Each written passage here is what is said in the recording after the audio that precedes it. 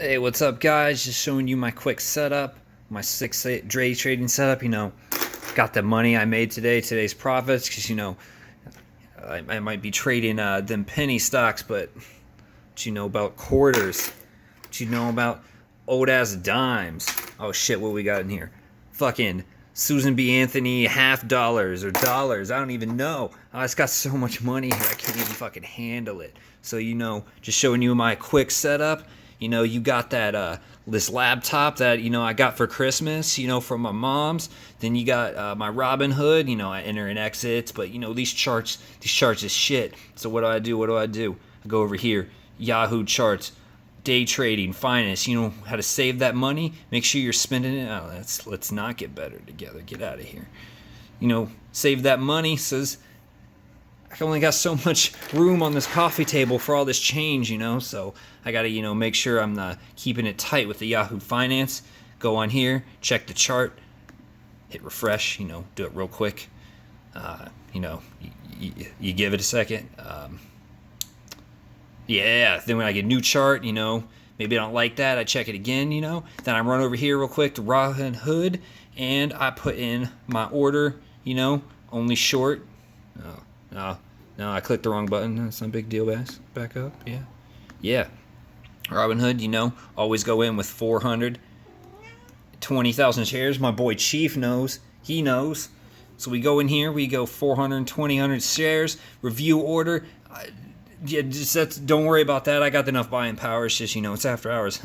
So, just get in here. It's my sixth setup. So, if you want to learn how to make coins, not pennies, whole coins like me, make sure you like and subscribe to this video, because it's fucking lit, yo. Daniel, what the fuck did I say about cussing in my home? Hey, yo, Mom, shut your fucking mouth. What the fuck did you just say? Shit.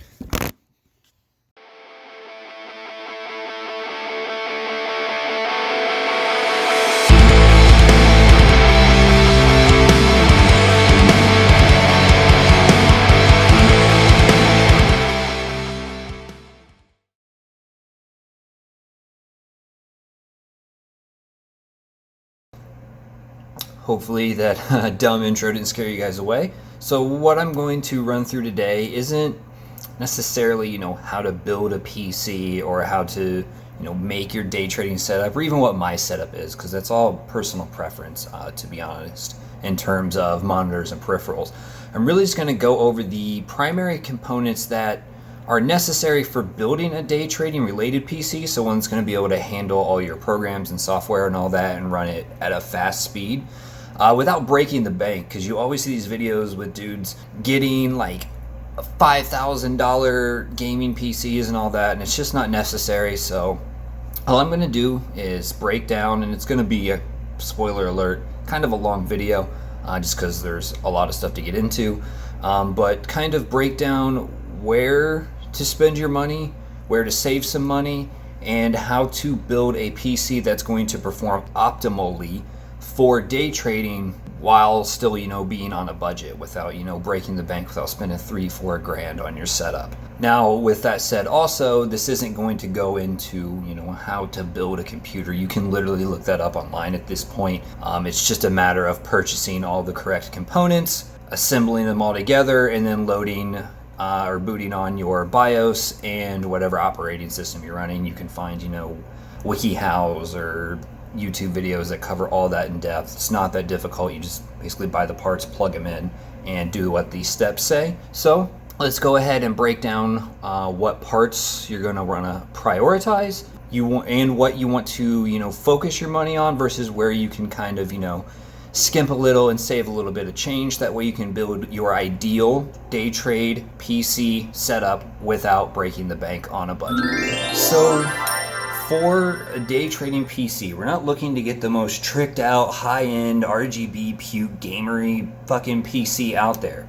What you want is something that's reliable, something that's fast, and something that suits what we're trying to do. Now, if you were trying to, edit videos, play high-end 4K games, watch fucking 4K, 1080, 9000p videos in HD, 7D, whatever, then yeah, you're gonna want to, push the price up there. When you're doing creator stuff, you want to push the price up there because you're gonna be doing a lot more processing than it is for day trading. So for day trading, we're really only running like one, maybe two charting software platforms, if that's what your setup is.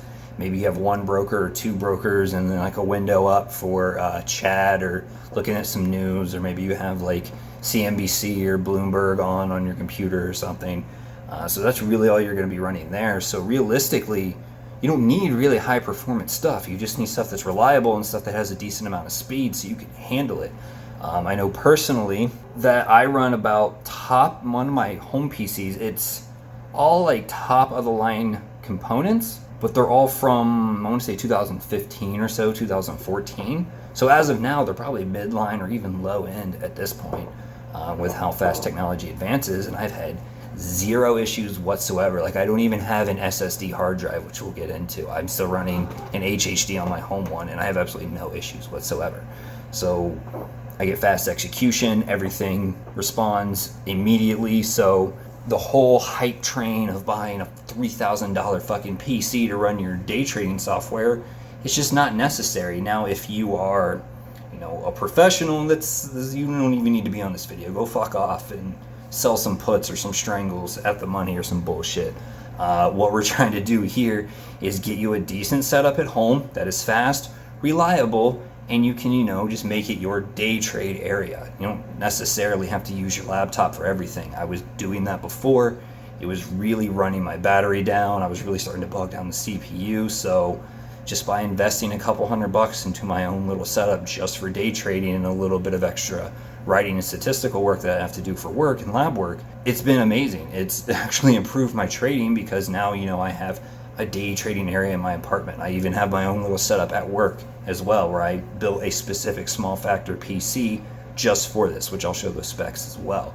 But for this video, we're just going to focus on what you really need to invest your money in, which one, be the CPU, two, a GPU, and then three, which three isn't really three, it's a couple of things, RAM, hard drives, maybe a fan or two that you need, and I'll go over a website called PCPartPicker.com that allows you to really, select out what you want, gives you price points, shows you where the cheapest price is, where there's some discounts, and more importantly, it shows you what's compatible, because sometimes, you get parts that don't line up together, and unless, you go and you research each one of those specifically and kind of keep a running list, you're never going to know what's actually compatible.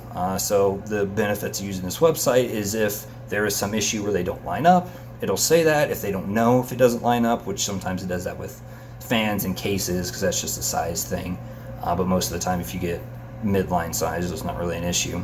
But it'll notify you. It'll say these parts don't go together, consider something else, or it'll say these parts may not be compatible, not enough information, and it even gives you the amount of watts you might use. So it just gives you a nice amount of data and allows you to aggregate everything so you have a nice working list to run off of for pricing out your parts. So let's start with just briefly going over the CPU. So the CPU is going to be the main driver of your computer. It's going to do all the heavy lifting, so to speak. It's really where you're going to want to invest the bulk of your money. This is the area you don't want to cheap out, but you don't have to get the most high-end Intel i9 whatever series that they have out now that are like $2 or $3 grand. You can really get away with most of the inline or the midline Intel CPUs, or a lot of the AMD ones are just as capable, if not better, at a better price point. So choosing between Intel and AMD is going to be really just a preference, and it's up to you. So for Intel, we're going to look for the i5 series 6600s or higher. If you see any of them with a K at the end, like 6600 or 6600K, the K just means I think it's overclockable. It's not really important whether you have that or the regular version, because we're not really going to deal with any of that stuff. Because when you get into overclocking, yeah, you get a little bit better performance, but then you have to worry about overheating, and it's just more of a headache than we're trying to deal with this. We're trying to do something simple that saves a lot of money. So with the Intel, the i5 6600 or higher, if you're going AMD, the Ryzen 5 series, or if you want to put a little bit more money, you can go into the 7s, or I think there's a 9 out now, but those are getting more expensive. So you're looking for anything that runs about, I don't know, 3 gigahertz or more, and has at least 4 cores. Ideally, you want 6 or maybe pushing up to 8, but 4 is about the minimum you want to run with that. The lower end of those, you could probably push down to about 200. If you really shop around for deals, you can get underneath that, especially if you're going with AMD. You can usually find not like the last gen AMDs for about, I think, like 150 or so. If you're going with Intel, you're going to be pushing about 250 to $300 for the CPU, but that should be the most expensive part that you actually use for all of this. But if you're willing, to push your budget up a little to about 300 to 500, then you can really get some high performance stuff with some of the Intel i7 1700s or with the AMD Ryzen 3700 Series X. But most of the Ryzen 5s for AMD or the midline i5s for Intel are going to be, more than capable for what we're trying to do here, which is just to have decent processing speed for our day trading. So for the GPU, this is where you can, not necessarily, I don't want to say skimp on price, but you can, because really where all the money comes for GPUs that are expensive is directly for gaming.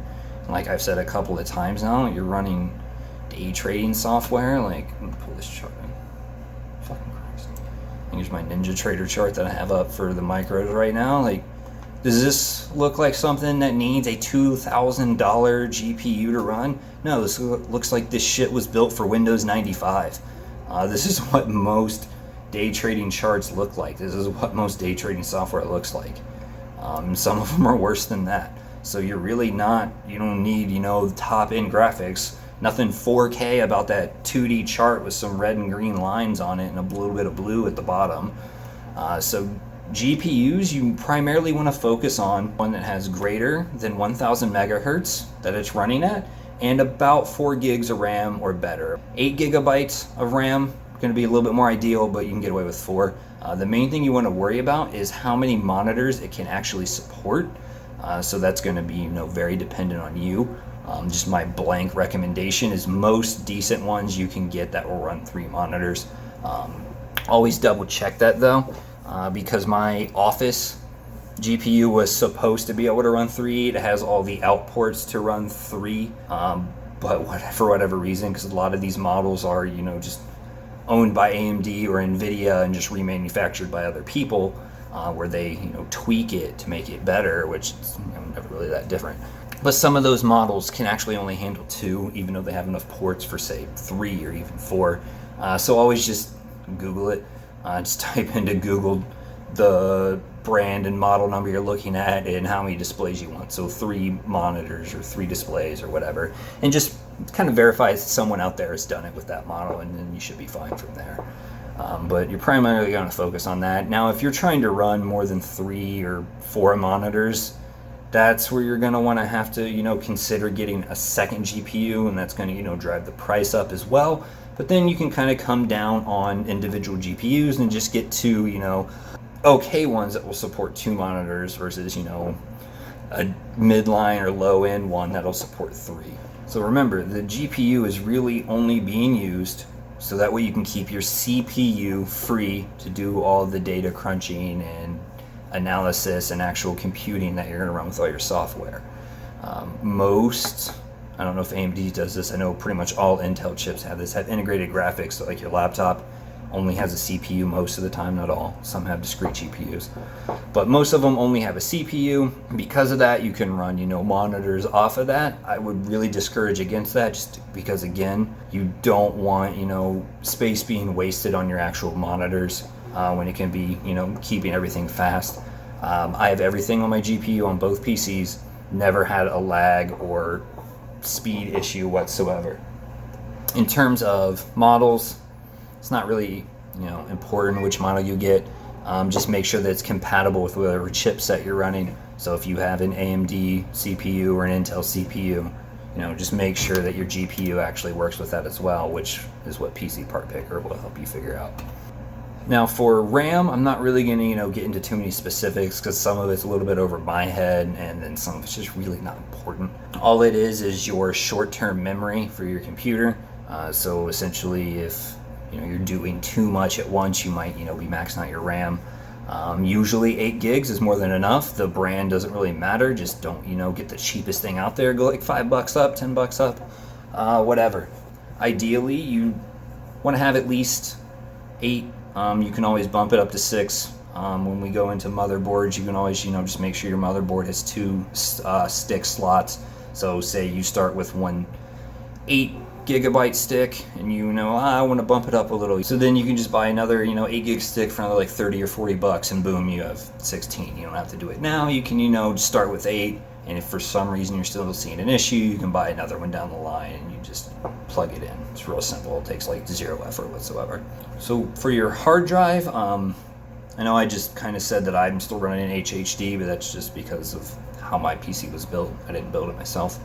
I bought it off of somebody, which is another way to save money. So with an SSD, they're faster. They just are. So it's better just to spend the $20 or $30 just to upgrade it. If you really have to, store a lot of stuff on whatever computer you're using for trading, then you can always just get an HHD as your extra drive. So you run an SSD with Windows, you run it with your day trading software, and you throw whatever internet browser you're using onto it, and then everything else you install or store on the HHD hard drive because it's a little bit slower. So you keep all the stuff that needs to be fast on the faster drive, and you just kind of keep the stuff like photos or documents or Excel files or whatever, or just programs you don't use that often on the HHD drive. And that'll help if you're really skipping for budget. You can just get like a 500 gig SSD. I wouldn't go much lower than that, because then you're going to risk all of your programs maxing it out, especially with how many times Windows fucking constantly updates. So I would go about 500 on that, and then if you really need more storage space, you can even just get an external hard drive for like $50 and just leave it plugged in all the time. So basically what an HHD is anyway. Just instead of it being plugged in through a USB port, it's mounted into your motherboard inside the case. So really outside of that, you're going to want to make sure you choose a motherboard that is compatible with all that. So when you're choosing parts, I would start with CPU, go GPU, just select the amount of RAM you want, select your hard drives, and then go through and just find a motherboard that's compatible at about the right size that you're looking for. So you want to make sure if you want a smaller case, you're going to need to search for a smaller motherboard. If you don't care about size, just get whatever one is, again, not the cheapest, but go a little bit up, $20 or $30, because it's really going to save you. You want to save money, but you don't want to just buy garbage off of wish.com or whatever that weird Chinese website is. China. It sells a bunch of fake and knockoff products. So the only real things you want to consider for a motherboard, again, if you're using PC Part Picker, this won't be an issue, but you want to make sure that it matches the type of SSD you have, because there are, I guess, like M.2s and a few other versions out there which need specific hookups, which most new motherboards have, but you just want to be safe. And then if you want integrated Wi-Fi or integrated Bluetooth, you want to make sure you're getting a motherboard with that. If not, you'll just have to get external dongles. You can get like a wireless Wi-Fi dongle. That's all pretty high speed for like $20 or $30 off Amazon. You can get Bluetooth dongles that run off USB for like $2 off Amazon. So if you really don't want to worry about that on your motherboard, you can just get the external ones, plug them in. In terms of monitors, again, to save money, go used. Most of the time, you're not just buying like old school monitors, like the big ass TV looking ones that are all screwed up because they've been turned on for too long. Just find a decent 1080 monitor. You can get off Craigslist or Facebook Marketplace, and most of the time you won't have any issues finding one that's at least 1080. One benefit of having 1080 versus bumping up to 4K is it's going to be a little bit easier on your GPU, so you're not eating up more processing power, so you can just deal with 1080s, because so many things have been built off of 1080, whereas 4K is relatively new. And then what is it, 1440p or 1440i, I forget, it's also relatively new. So just by going with a 1080 one, you're going to save money, because a lot of people who are like gamers or whatever, they're selling all their old 1080s super cheap, and you can pick up, because they want 1440s and 4Ks, you can pick them up for a good deal. I think if I can add up all the monitors I own two 17 inches, two 23s, and two 22 and a halves, and the grand total for, I want to say, for all, what's that, 6 of those was maybe $200 for 6 fucking monitors. Go on Craigslist, go on Facebook Marketplace. You can get crazy good deals. I think the most I ever paid for any of my monitors was like $65. And the one that I got paid $65 for looked brand new. I don't know why the kid was getting rid of it, but it looked amazing. Also, side note, don't go under 1080. 2 of my monitors that were dirt cheap, they're like $10 each, are 19-inch 720s.